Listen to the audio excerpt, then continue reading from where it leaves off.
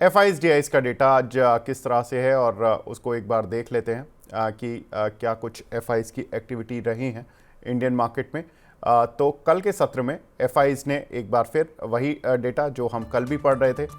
F ने जितना माल बेचा उतना ही डी ने लगभग खरीद लिया। तो डी लगातार मार्केट को सपोर्ट कर रहे हैं। समीसा कह भी रहे थे कि जब तक ये म्यूचुअल फंड्स के पास लिक्विडिटी है मार्केट वीक नहीं होने वाला है, और दिख भी रहा है मार्केट में वीकनेस आती है लेकिन वो सस्टेन नहीं करती है। तो यही एक अच्छी बात कि इंडियन मार्केट को इंडियन निवेशकों ने ही संभाला हुआ है।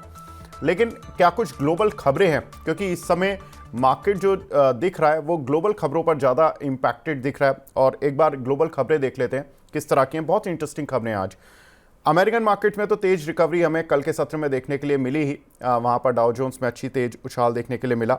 वहीं अगर देखें तो गोल्डमैन सैक्स ने कहा है कि मार्केट में उतार चढ़ाव यानी कि वॉलेटिलिटी बनी रहेगी। ये उन्होंने ग्लोबल मार्केट के पर्सपेक्टिव में कहा है। लेकिन इंडियन मार्केट के पर्सपेक्टिव में क्या कहा है कि भारत और कोरिया के मार्केट एशिया में सबसे बेहतर हैं इन्वेस्ट करने के लिए। तो ये एक इंटरेस्टिंग फैक्ट। साथ ही अगर देखें तो यूबीएस ने एक बड़ा अच्छा ऑब्जर्वेशन निकाला है। उन्होंने कहा है कि जुलाई अगस्त में जब भी मार्केट में गिरावट होती है तो वो रिवर्स बहुत जल्दी हो जाती है। एक 2008 को छोड़ दें, उस समय तो एक जनवरी से ही मार्केट में शुरुआत हो गई थी गिरने की 2008 में। लेकिन जुलाई अगस्त में जो गिरावट होती है, जो यूएस और यूरोप का समर माना जाता है, लेट समर, वहाँ पर जब भी गिरावट होती है इस पर्टिकुलर पीरियड में जुलाई अगस्त में, वो रिवर्स हो जाती है। उन्होंने एग्जाम्पल के तौर पर भी बताया 2007, 2010, 2011, 2013, 2015 में सारी जब भी गिरावटें हुई लेट समर में सारी रिवर्स हो गई। तो एक अच्छी बात है, जो भी निवेशक हैं उनको जुलाई अगस्त, जो ये अगस्त का महीना होता है खासतौर से, ये थोड़ा मार्केट के लिए पैनिक वाला माना जाता है कई बार।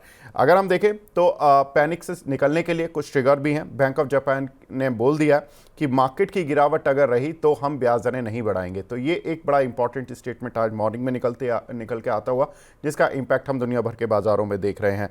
वहीं जेपी मॉर्गन की एक रिपोर्ट कहती है, उन्होंने कहा कि येन कैरी ट्रेड अभी 50 से 60% ही पूरे हुए हैं। अब ये देखना इंटरेस्टिंग होगा कि बाकी जो 40-50% येन कैरी ट्रेड बचे हैं वो अगर होते हैं तो फिर क्या इम्पैक्ट होगा, फिर क्या इसी तरह का फॉल देखने के लिए मिलेगा। समीर सर, इतनी सारी खबरें ग्लोबल मार्केट से, एक तो येन कैरी ट्रेड जिसको लेकर पूरे जापानीज़ मार्केट, अमेरिकन मार्केट्स में एक फॉल देखने के लिए मिला।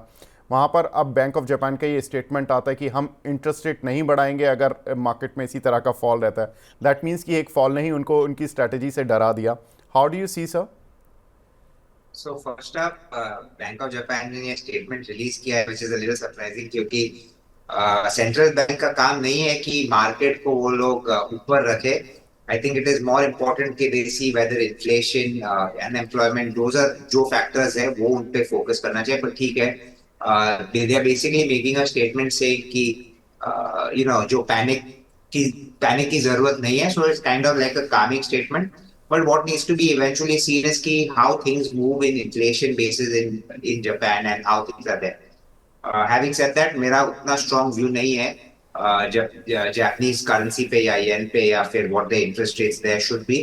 But अगर if they remain stable where they are, yes, bulk of the pain जो आपने कहा कि 50 to 60% हो चुका है, 30-40% जाना बाकी है, वो भी शायद हो जावे in the next 4-5 days, and then what we can see is that the normal markets could resume. दूसरा, आपने you talked about the fact that US में थोड़ा बाउंस बैक आया। सो यूएस में bounce back has come, but also if you go to see US also is not significantly off from its lifetime highs.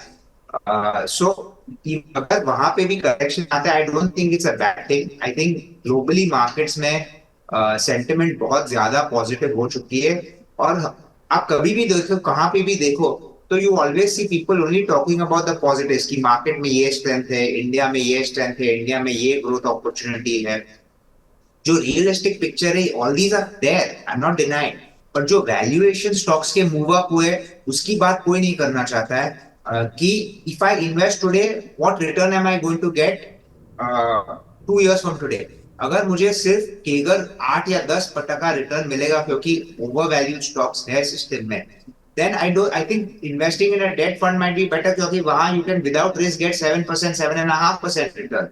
Of course, अभी equity taxation और debt taxation अलग है, but the point remains that low risk पे similar returns.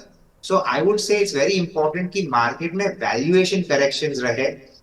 Historically आपने एक बहुत interesting दिया कि अगर जुलाई और अगस्त में मार्केट गिरते हैं तो the markets bounce back very well. एक और स्टडी है which says that every 2 years the market falls by 10% and every 4 years the market falls by 25 odd percent. अगर ऐसी बात है तो I don't think we have seen the 10% or the 25% fall in the last 2 years or 4 years respectively. So that is definitely on the cards and we are kind of hopeful कि market में correction हो, थोड़ी rationalization आए and then it becomes attractive to buy stocks in the market. जी sir, एक और interesting fact जो कि यूबीएस की रिपोर्ट बोलती है कि अगस्त का महीना कई बार ख़राब हुआ है मार्केट के लिए। हम मई के महीने को ख़राब मानते थे, फरवरी का महीना भी कई बार बहुत डाइसी रहता है। तो ये जनरली जो मैं एक ट्रेंड देख रहा हूँ, मैं भी इस चीज़ को ऑब्जर्व कर रहा था कि जब भी जब रिज़ल्ट सीज़न शुरू होता है, उसका जो सेकंड वाला मंथ होता है, मान लीजिए जून वाला क्वार्टर है तो जुलाई मंथ शांति से निकल जाएगा, लेकिन अगस्त से गिरावट शुरू होगी। जनवरी में जब रिजल्ट्स आने शुरू होते हैं तो जनवरी अच्छा निकल जाता है, फरवरी में दिक्कत हो जाती है। इसी तरह से अप्रैल अच्छा निकल जाता है, मई में दिक्कत हो जाती है। सर, ये जो सेकंड वाला मंथ होता है, इसमें माल बेच ही दिया करें, अगस्त वाला महीना ये खराब होगा, लेकिन यूबीएस ने ये भी बोल दिया कि रिवर्स हो जाता है। तो फिलहाल I am not a trader, I am a long term investor, तो it becomes very difficult for me to make these calls. But simply put क्यों ये होता शायद होता है कि मार्केट में फिर ट्रिगर्स निकल जाते हैं। Market always is looking for something, some reason why it should go up और गो डाउन। अगर रिजल्ट्स अच्छे आते हैं इन द रिजल्ट पीरियड तो then market goes up because people start factoring in further growth, further ये वो, और एक बार वो रन अप हो जाता है then what is the trigger to take it further higher, वो नहीं रहता है। So what you eventually see is that the markets come off a bit and then again once you start approaching result season, maybe that is why it bounces back। ये cyclical हो सकता है, it's something interesting to study for traders, but I am not a trader। I consider myself an investor, so I don't study this in a detail। These kind of data interesting सब, understand. कुछ एक दर्शकों के सवाल भी मिल रहे हैं sir, उनको भी लेते हुए चलते हैं। एक हमारे दर्शक हैं मिस्टर पुनीत शर्मा, उन्होंने पूछा है येस बैंक और एचसीसी। सर, आपका व्यू जानना चाहते हैं वो। तो यस बैंक पे हम काफी पॉजिटिव है। तो यस बैंक में जो भी पेन पॉइंट्स थे वो दे बीन रिमूव्ड, उनके एनपीए सेल हो चुके हैं काफी तर, उनका कैपिटल इन्फ्यूजन हो गया है। ओनली थिंग इज उनकी इक्विटी काफी बड़ी हो गई, servicing that equity always becomes a little difficult. But as थोड़े liquidity आने लगते हैं from there assets that have been sold off, जो उनके पास एक्स्ट्रा फंड्स आएंगे, that will help them। Secondly, जो banking sector में we believe the next round of growth is going to come from corporate lending, क्योंकि investments in by for expansion, for private sector expansion जो आएंगे, that will drive the banking sector to grow the loan book। Yes Bank has been able to get decent deposit क्योंकि they are smaller in size compared to the larger, keep their fixed deposit rate and savings rate higher, तो deposit gathering अच्छा रह सकता है। तो मेरे हिसाब से Yes Bank from a 2 year perspective is an interesting buy. We would love to say कि 20 रुपए में लो, but difficult to say it will happen, so you can keep accumulating every month a little bit अगर अच्छा लगता है। HCC अभी एक बहुत अच्छे फेज में है क्योंकि ऑर्डर बुक्स आर ग्रोइंग, क्योंकि जो हमने इनिशियली बात की कि केपेक्स साइकिल स्टार्टेड और and they work a lot on road projects and very complicated road projects. तो जैसे वो projects continue more get announced और उनके टेंडर्स निकलेंगे, HCC will be a candidate that could win it, get more orders. उनका debt भी काफी कम हो चुका है, so we believe the worst for HCC is over. Corrections again we would like to buy it, थोड़ा run up हुआ है फ्रॉम 35 और to 50 in the last I think 3 months। If you get it around 45 44 levels, one can take an investment in it। जी, हसमुख पटेल, इनका सवाल है action construction पर sir. इस करके शेयर है, 400 शेयर है इनके पास, 1411 रुपए के। ये पूछ रहे हैं कुछ इसमें लगता है सर शॉर्ट टर्म में मूव मिल सकता है क्या, शॉर्ट टर्म लॉन्ग टर्म? कौन सा company, sorry Vivek? Action construction sir. Okay, action construction. So again similar story, ये हम लोग जो पीरियड में is where the infrastructure spend is quite strong and all these construction companies के sales will increase। प्रॉब्लम क्या है कि ये स्टॉक पहले से ही काफी बढ़ चुका है। If you take a slightly longer period chart of this, अगर आप मे बी 1.5 2 ईयर चार्ट देखेंगे तो काफी रन अप हुआ है, वैल्यूएशन भी काफी इंक्रीज हो चुके हैं। So maybe it will go through a bit of a consolidation period before it starts its further run up, और व्हेन यू सी की new equipment purchases start seeing an uptick, for the time being I would wait. Like I said, valuation थोड़ा discomfort है।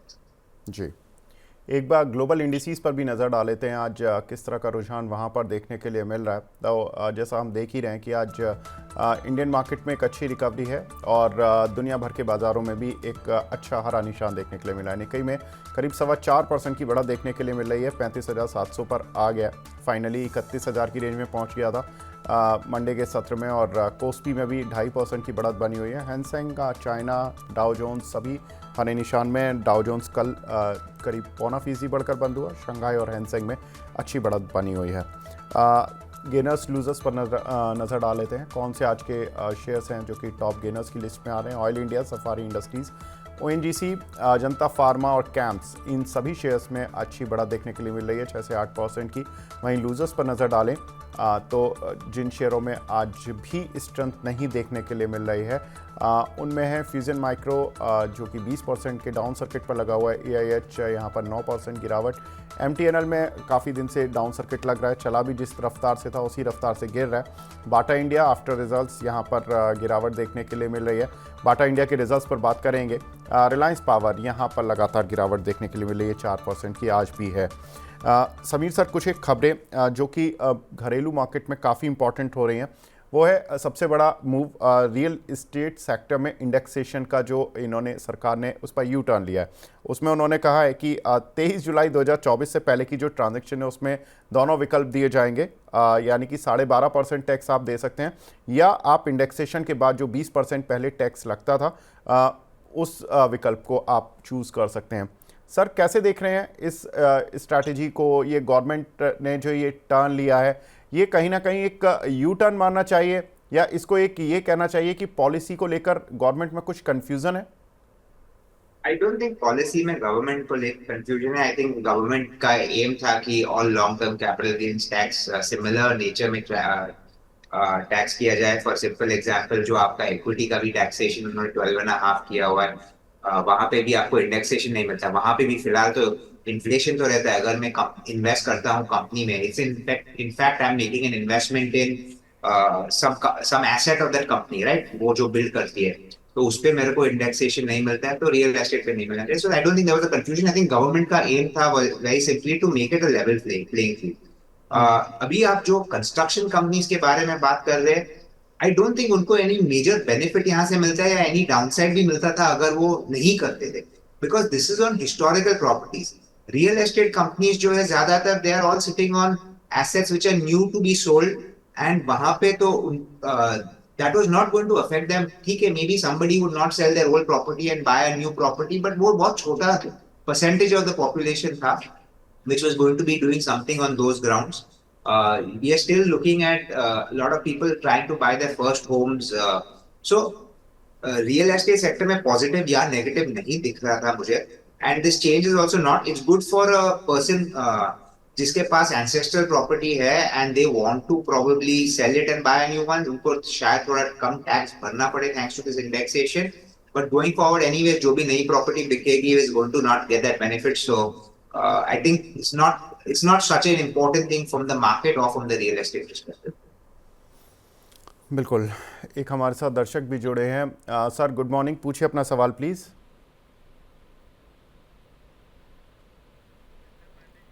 Pandey ji, sir आप सुन पा रहे हैं?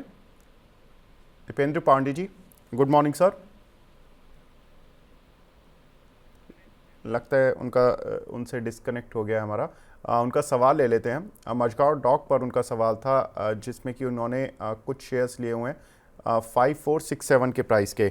Sir, लगभग 5500 रुपये के प्राइस पर मझगांव डॉक में बहुत सारे लोग फंसे हुए हैं, क्या करना चाहिए? मेरे हिसाब से तो उनपे प्रॉफिट लॉस बुक कर देना चाहिए, प्रॉफिट छोड़ लॉस बुक कर देना चाहिए। फॉर द सिंपल रीजन कि आई एम नॉट डिनाइंग कि डिफेंस में ग्रोथ आएगा। शिप मेकर्स है, they will get good order flow for the next 4 5 years। But आप एक चीज देखिए कि उनका from the time of placing order to the time of completion of order, जो एग्जीक्यूशन पीरियड है, उसमें काफी टाइम लगता है और उसमें काफी कुछ चेंज भी हो सकता है in the pricing of certain products. Some amount pass on हो पाएगा, बाकी का शायद नहीं हो पाएगा, which will hurt their earnings maybe in the future.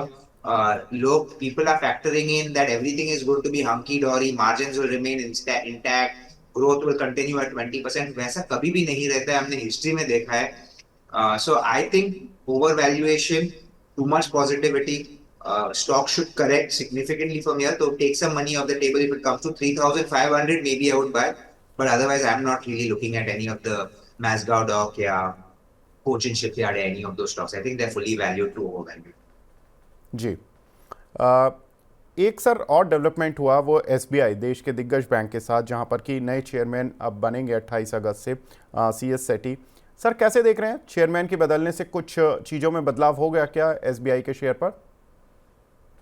I don't think उतना कुछ ज्यादा चेयरमैन के बदलाव से होता है. Yes, it needs to be see उनका स्ट्रैटेजी क्या रहता है, बट एंड ऑफ डे हर एक जो भी चेयरमैन आता है उनका स्ट्रैटेजी रहता है कि बैंक को ग्रो करे, एनपीएस कम रखे, प्रॉफिटेबिलिटी बढ़ाए एंड स्टॉक प्राइस बढ़े. So on that basis I don't think there is going to be a problem. But yes, SBI अभी is now trading very close to, I am not saying similar valuation, पर बहुत नजदीक आ चुका है valuation multiple पे compared to a lot some of the private sector banks. So वहां पे वैल्यूएशन री-रेटिंग डिफिकल्ट है. अभी क्वेश्चन आता है ग्रोथ का. एसबीआई का लोन बुक ग्रोथ काफी डिसेंट रहा है and we believe it will remain strong being the largest bank. But उनके डिपॉजिट बेस जो is not growing at the rate we thought would be possible, और वो एक चैलेंज रहेगा. वैल्यूएशन फेयर है. So for the time being I think time consolidation रहेगा. I am not expecting price consolidation, time consolidation may be for 6 months, after which we could probably see an uptick. So for the time being, I would say there are other banks जहां price correction हुआ है और time correction हुआ है, वहां पे invest करिए. Kotak, HDFC bank, axis में price correction काफी हुआ है. These are more attractive at this point. जी। एक हमारे साथ दर्शक भी जुड़े हैं, प्रवीण कुमार जी रोहतक से। प्रवीण जी हाय, गुड मॉर्निंग सर, पूछिए अपना सवाल। Good morning sir. सर मेरे पास टाटा स्टील के 1185 शेयर्स हैं जी। तकरीबन वैल्यू है 2 लाख के आसपास है, तो अब वो डाउन जाता जा रहा है, 153 के आसपास है, उसके लिए क्या करना चाहिए सर? बिल्कुल पूछ लेते हैं समीर सर। इनके पास ऑलमोस्ट 174 के टाटा स्टील हैं, 2 लाख रुपए के इन्होंने लिए हुए हैं, करीब 1100 क्वांटिटी है। क्या करें सर, रिजल्ट्स तो ठीक आए थे लेकिन मेटल की साइकिल अचानक से रिवर्स हो गई ग्लोबल मार्केट में। जी हाँ, बिल्कुल मैं वही कहने वाला था कि for the time being metal cycle थोड़ा टर्न हुआ है, वे steel prices have gone down. In fact आज एनएमडीसी ने आयरन और प्राइसेस भी फिलहाल कम किए हुए हैं. So that sends a negative signal कि steel production is not growing at the same, demand उतना आयरन और का नहीं आ रहा है at the higher prices and similar is the case for steel. तो जब तक ये ट्रेंड रिवर्सल शायद डाउन ट्रेंड में रहेगा, the stock will remain under some amount of pressure. मैं नहीं एडवाइस करूंगा कि you sell outright at the moment, क्योंकि आई डोंट थिंक कि this is a change in the cycle. मेरे हिसाब से there still may be a little bit more to go on the upside. When you steel prices एक बार वापस bounce करेंगे, जब बाउंस करेंगे तो one can probably look to exit at some amount of profit. But हाँ, for the next 2 months do not expect it. मुझे नहीं लगता कि major move up या down आएगा, sideways थोड़ा रहेगा.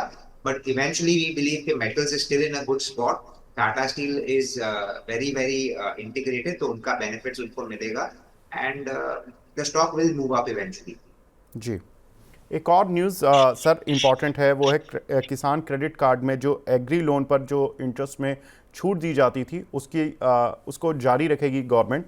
अगर हम देखें तो जो 7% पर इनको लोन मिलता है किसानों को किसान क्रेडिट कार्ड के थ्रू, पहले तो ये एक इंटरेस्ट सबवेंशन का पार्ट है।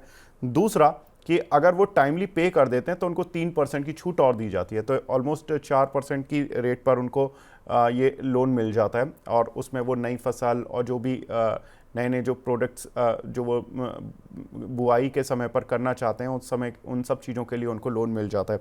सर कैसे देख रहे हैं, ये एग्री सेक्टर के लिए एक अच्छी खबर है या फर्टिलाइजर से जुड़ी कुछ कंपनीज पर इम्पैक्ट आ सकता है क्या? तो एग्री सेक्टर के लिए ऑलवेज गवर्नमेंट कुछ ना कुछ करती है, तो there is always a positive there. Problem is कि जो बेनिफिट्स देती है, many of the time these farmers are not able to उनको समझ में नहीं आती उनको क्या करना चाहिए, कैसे बेनिफिट लेनी चाहिए, एंड बिकॉज देन उनको उतना आइडिया नहीं रहता है, तो सम ऑफ द बेनिफिट्स एक्चुअली उनको मिलते नहीं है। But yes, continuing it is a good thing. अगर थोड़ा एजुकेशन के साथ कंटिन्यू करेंगे और एक्चुअल बेनिफिट ले सकते हैं by making payments on time, जैसे आपने कहा कि यू गेट 3% मोर, 4% पैसे पे 4% पे पैसा मिलता है, actually a very good thing which would automatically drive fertiliser demand. But just retaining it at this, I don't think it's going to change anything. ऐसा major कुछ change नहीं आने वाला है. Don't expect any sudden spikes in or sudden changes in any fertilizer companies or anything. जी, एक counter sir जो खबरों में खुद भी बना हुआ है और दर्शकों के बीच में भी बना ही रहता है, आजकल इन्वेस्टर्स के बीच में बात होती रहती है, सुजलॉन। यहाँ पर कल एक न्यूज़ आई है कि उन्होंने एक कंपनी में स्टेक खरीदा है 66%, 660 रुपये में। रिनोम एनर्जी के नाम से एक कंपनी है जो कि कई सारी जो रिन्यूएबल से जुड़ी कंपनी हैं उनको मेंटेनेंस की सर्विसेज देती है। सर कैसे देख रहे हैं सुजलॉन को? एक टर्न अराउंड स्टोरी के तौर पर देख रहे हैं या इसको इस तरह से देख रहे हैं कि ये बहुत चल चुका काउंटर है, ओवर वैल्यूड है? फिलहाल तो फुली वैल्यूड है। I won't say turn around तो हो चुका है। उनका जो डेट का प्रॉब्लम था उन्होंने सब रिजॉल्व कर दिया है। It's almost become virtually debt free. जो बिग बेनिफिट सुजलॉन को आने वाला है और जो आ रहा है फिलहाल, which is why the stock is up, is the government push towards renewable energy जो है, विंड एनर्जी पे भी बहुत ज्यादा फोकस हो रही है और उनकी ऑर्डर बुक काफी बढ़ रही है। सुजलॉन मैनेजमेंट खुद गाइडेंस दे रही है कि we are going to be able to get orders which are twice the size what we are getting currently, and उनका जो कैपेसिटी यूटिलाइजेशन है वो फिलहाल अबाउट 40 या 35-40% पे चालू है, and as that scales up to 70-80% उनके ऑपरेशनल एफिशिएंसीज खेलने लगेंगे और उनके मार्जिन्स एक्सपैंड करेंगे। बट ये सब होने के लिए I still feel there is still another 18 months, 18 महीना और लगेगा। तो in the near term may be the stock has done what it needs to do. शायद after 18 months the stock could probably even move up to 100 or 120 levels, क्योंकि जब उनका execution 75-80% पे आएगा और उनके मार्जिन्स एक्सपैंड होंगे, then the valuation multiple will look fair. But at the moment it looks a little expensive. At this point मेरा advice है थोड़ा प्रॉफिट बुक करिए। अगर आपको 10-15 रुपया का करेक्शन मिलता है तब री enter the stock. 50, 52, 55 would be a fair price according to me at this point.